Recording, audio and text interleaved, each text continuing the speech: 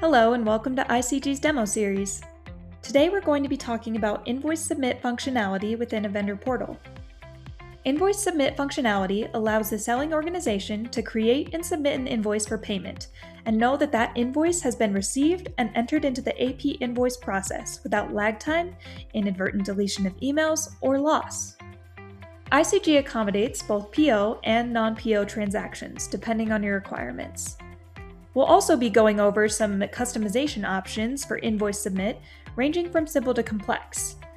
These customization options ensure that the invoice capture reflects our client's process, technology ecosystem, and data collection requirements.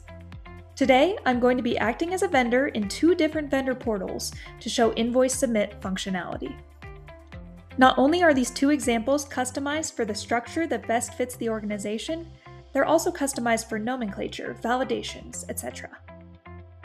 In this example, we used PO flip capabilities to bring back the PO lines, flipping the PO to an invoice. First, we need to select the vendor's remit address. The selection is based on vendors your user has access to. After you do this, the address is automatically filled in. Once selected, we need to input a PO number. As you tab out of the PO field, we perform a lookup against the client's PO or inventory system to validate the information and bring back relevant data from the purchase order. You can create validations in many different fields. One example of this is in the PO field. For this specific client, their POs are a maximum of 8 characters, so when I have 9 characters, I'm unable to search for the PO. Another example is when I enter a number that isn't valid. There are also guardrails in place based on client requirements to ensure that you're notified when a product hasn't been received. Although we entered a valid PO number for the vendor that matches all of the right parameters set by the company, we do get the ship to address brought in from the PO, but we also receive a notice that says it hasn't been received yet. You could submit an invoice like this, however, you'd need to enter the information manually and it wouldn't be processed until the product has been received. Finally, once we have a completely valid PO with receiving, you'll see the lines of the PO being populated for that vendor. Now, we're going to enter the invoice number, followed by the invoice date. The date is another option for customization. In this example, our client allows people to date invoices 6 months prior to or 2 weeks after the current date. Others may not allow for future dated invoices. It just depends on your process and requirements. Discount and payment terms is typically another area of customization. Some clients prefer to take this information from the vendor master, but some can't rely on that and want it collected from the vendor. And others collect the information and perform best of terms calculations. Now onto the lines of the PO. You can select all of the lines to include in the invoice or a subset. You can also add lines by clicking the plus sign. For this example, I'm going to check all of them, but I have the option to only include one if needed. We can see that the quantity and unit price are not currently populated. This is a customization that can either be brought in or not from the PO, depending on the needs of your organization.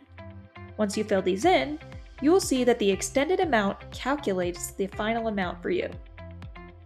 We also have the option to include charges and allowance codes at the line level. For example, handling fees, taxes, or allowances.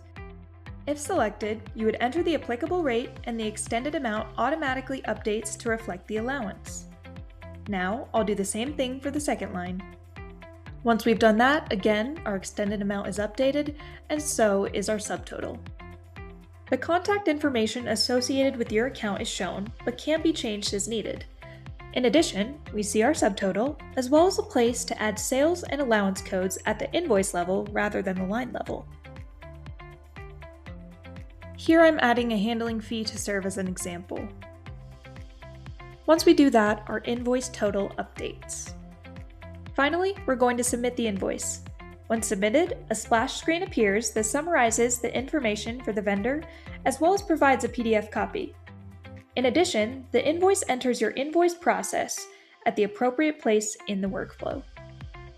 Now, for our second example, we'll be creating and submitting a non-PO invoice.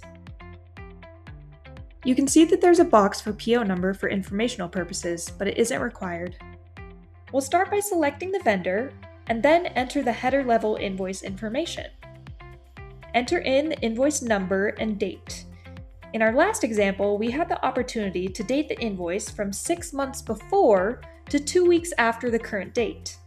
For this example, we're able to choose from 6 months before up until today's date. Now, I'm going to fill out the rest of the information. I'm just going to fill in the ship to location here and move on to our next section. The other fields that I'm currently filling out are all completely customizable, depending on the information that your organization needs to pass along through the invoice. Finally, I'll add my total invoice amount.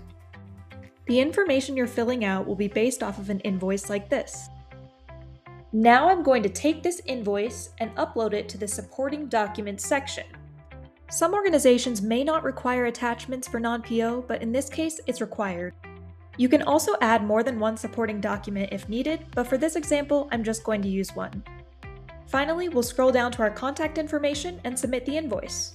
You'll get a notification that it's been submitted, and then we're going to head over to our home page where we can see that it's been submitted from there. Invoice Submit is a crucial piece of technology for any organization, and with ICG, it can be customized in so many different ways to fit your company's needs, for PO or non-PO based invoices.